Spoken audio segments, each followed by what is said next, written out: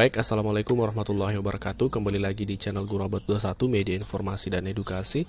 Bapak Ibu Guru yang terhormat, di video kali ini kami akan share sebuah informasi baik dari Pak Menteri langsung terkait tunjangan guru yang tidak akan dilakukan refocusing anggaran. Ini disampaikan langsung oleh Pak Menteri Pendidikan, Bapak Ibu. Ya, sebelum kita menyimak penjelasan langsung dari Pak Menteri, perlu dipahami dulu Bapak Ibu bahwa tahun 2020 itu tunjangan profesi guru mengalami refocusing sehingga carry over bulan Desember 2020, Bapak Ibu. Ya. Nah, pertanyaan kita adalah, ini banyak ditanyakan oleh teman-teman guru seluruh Indonesia, bagaimana dengan tahun ini karena pandemi COVID-19 masih eksis di negara kita, bahkan di seluruh dunia seperti itu. Apakah akan diadakan refocusing lagi? Nah, untuk menjawab pertanyaan tersebut kami mencari berbagai sumber dan alhamdulillah kami menemukan sumber yang paling valid, yaitu penjelasan langsung dari Pak Menteri saat sidang di DPR RI Komisi 10 pada tanggal 24 Agustus 2021. Jadi baru beberapa hari yang lalu informasi ini disampaikan langsung oleh Pak Menteri Pendidikan kita. Oke Bapak Ibu, sebelum kita bahas lebih lanjut, silahkan simak penjelasan langsung dari Pak Menteri berikut ini. Izinkan saya melakukan paparan sekarang untuk membahas topik pertama, realokasi dan refocusing APBN Kemendikbudristek tahun 2021. Di tahun 2021 ini ada 4 tahap. Bisa berikutnya. Ada 4 tahap realokasi dan refocusing APBN. Jadi ini kita jelaskan 4 tahapnya. Nah, apa yang sama sekali tidak terdampak? Nah, ini adalah masa krisis bagi masyarakat kita. Semua program-program kita yang sifatnya afirmatif itu kita lindungi total, ya.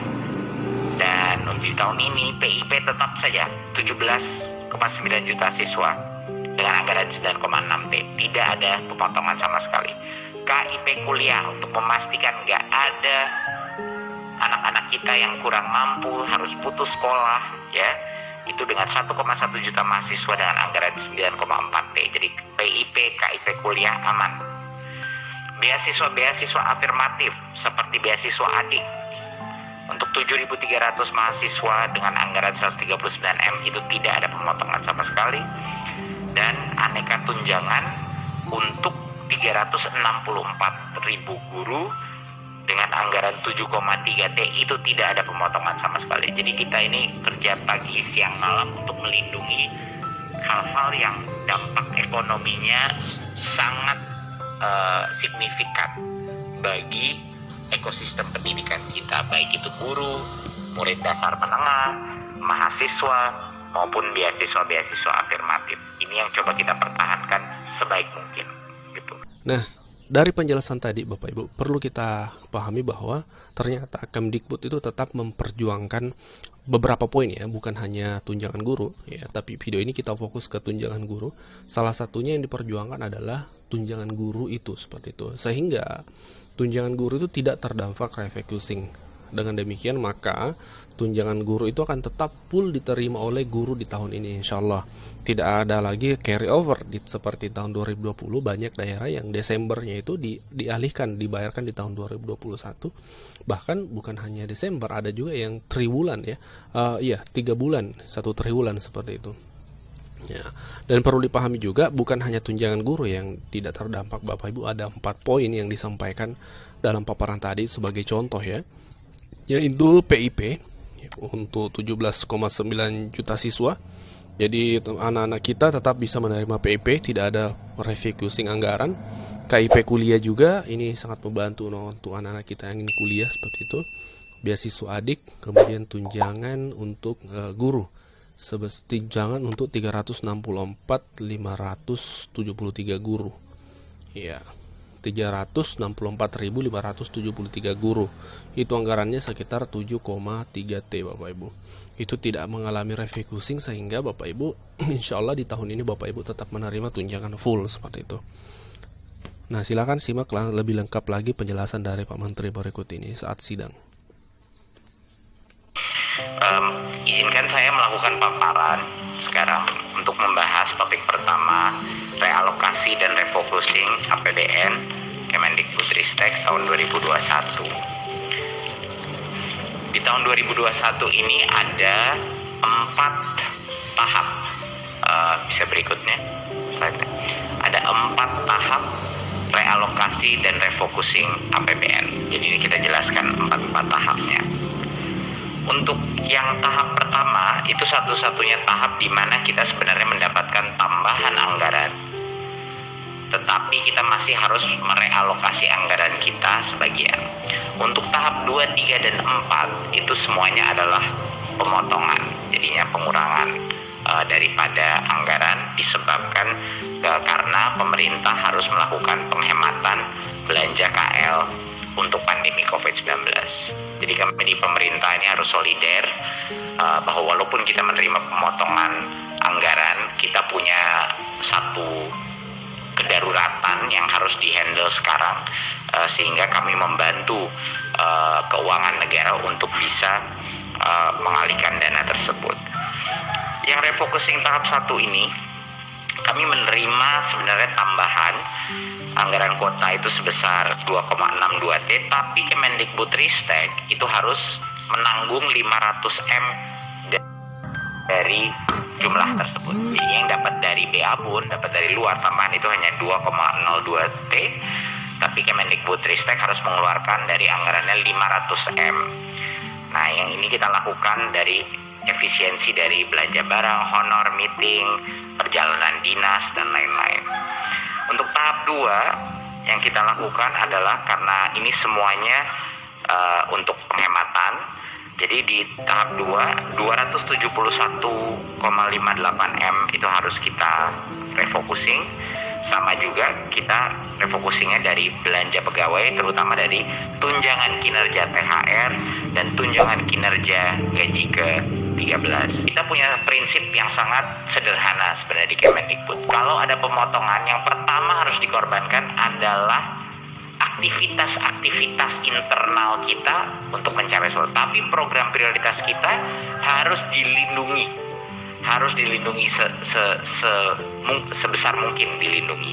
Jadinya beberapa kegiatan kita memang terdampak, tapi nggak terdampak secara karena pengorbanan yang kita lakukan dari sisi tadi biaya-biaya anggaran SDM, operasional, dan lain-lain.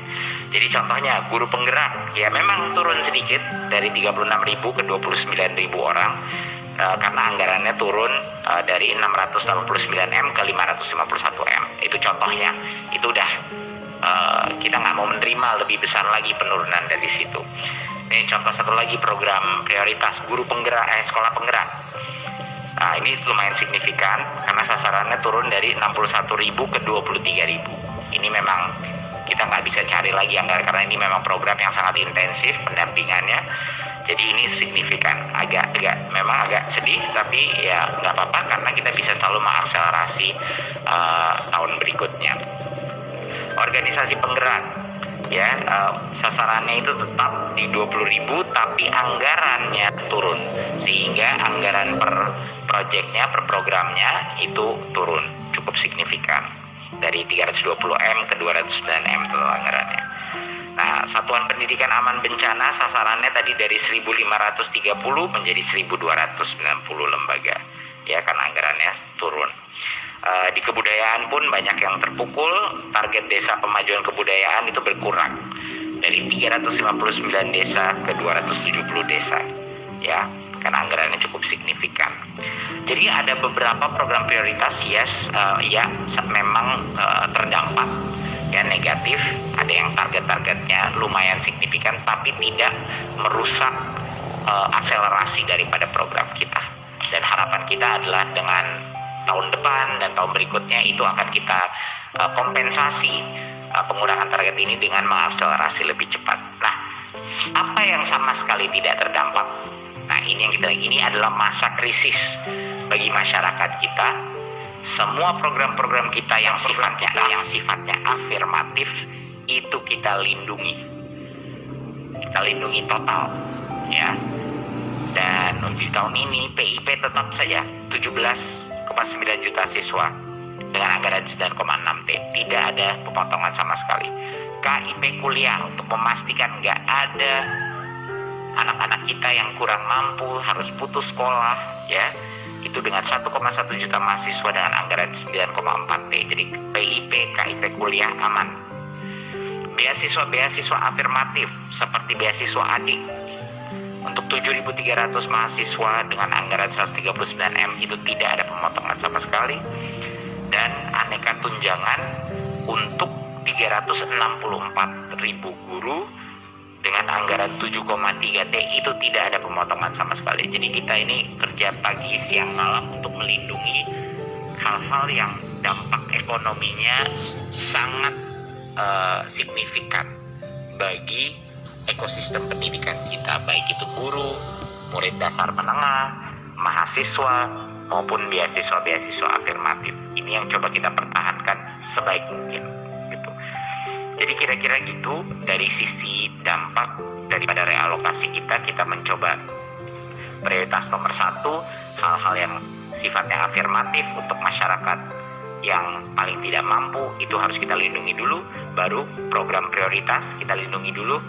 Nah, konsekuensinya adalah aktivitas-aktivitas di dalam kementerian itu, efisiensi yang terjadi itu dahsyat gitu, dahsyat. Dan memang arahan Pak Presiden adalah untuk melanjutkan efisiensi ini ke depannya. Jangan sampai nanti pandemi udah tidak PPKM lalu tiba-tiba semuanya bikin event-event lagi di hotel, semuanya bikin acara-acara ini yang nggak mau.